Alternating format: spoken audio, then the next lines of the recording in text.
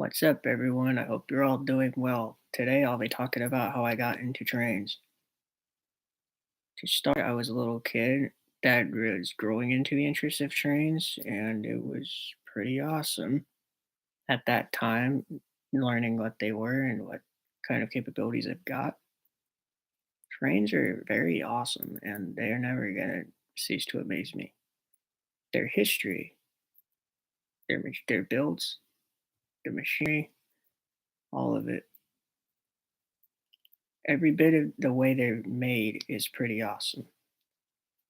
Trains first came out, I think, around the 1800s, late 1800s or something like that, down to the present, starting from steam locomotives. And I appreciate steam locomotives a lot in terms of what they're built, what they run on, their three chime or two chime or four chime steam whistles, whatever steam whistles they have, they sound awesome. I used to not like loud noises as a kid, and as I got older, I really liked some of the noises that trains had, and they were very loud. Well, sometimes too loud when I was little, but as I got older, I got more used to it. And here I am now supporting the train horn like crazy because I know it saves lives and I like the way they sound. Also, I got to ride Thomas the Tank Engine as a little kid, and that was pretty awesome since I really liked watching Thomas and Friends as a little kid, watching some of their movies and their shows and episodes. It was pretty awesome when I was a little kid. I don't watch it much anymore as an adult because I kind of grew out of that show and movie. I feel a little big for it now, but it kind of grew my interest into trains even more. Without it, I wouldn't have probably grown that interest as much as I have it now. And now I'll start with it becoming a passion because as I got out of high school, my passion for trains grew even more because I knew I had the ability to film them and watch them more often and frequently. Back in the day, I wouldn't have that option because I was so focused on school and graduating from high school. Here I am now, being as a rail fan, enjoying the trains, supporting the train horn. I like watching them move and round curves, like you've seen in my Sprinter video. The Sprinter train going around the curves and over joint rails, coasters going over joint rails, scenery like every train video has that it can offer. I also rode the Sugar Pine Railroad, also, which is a steam powered train, which was pretty awesome. There's also one in Irvine that I appreciate too. Those are very old locomotives. Not sure what they're made by, but let me know in the comments if someone knows what they are, because I haven't really looked at steam locomotives much over the years. But my passion for trains got me really interested in a lot of different train horns and train whistles.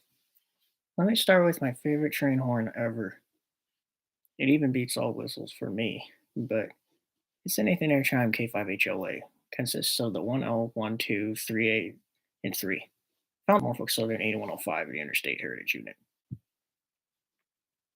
And my favorite locomotive now currently is the Siemens Mobility SC44 Chargers, which are found on the NCTD Coaster Train, Amtrak Pacific Surfliner, Amtrak California Department of Transportation, San Joaquin trains, and Capital Corridor. Also found on the Altamont Corridor Express. And MARC trains on Baltimore, Maryland. Those are pretty awesome locomotives. I don't just like them for their horns. I like them because of the way they're built. They're sleek, they're modern, they're very fast, they accelerate really quick. They have a lot of power. It's pretty awesome. My most memorable catch, which is more current, which was on March 8th of 2023, when Coaster 641 was arriving into Carlsbad Point City, giving me two shaving haircuts and waiting for a departure. I get two shaving haircuts on the way out. And also, not to mention, that's the first time I've ever got a shaving haircut four times or any time with the EMD F59 PHI locomotive ever.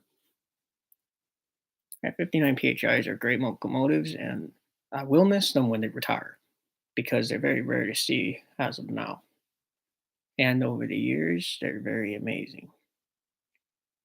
And here we have my also times of great catches that made my passion for trains grow even more than they have than they used to.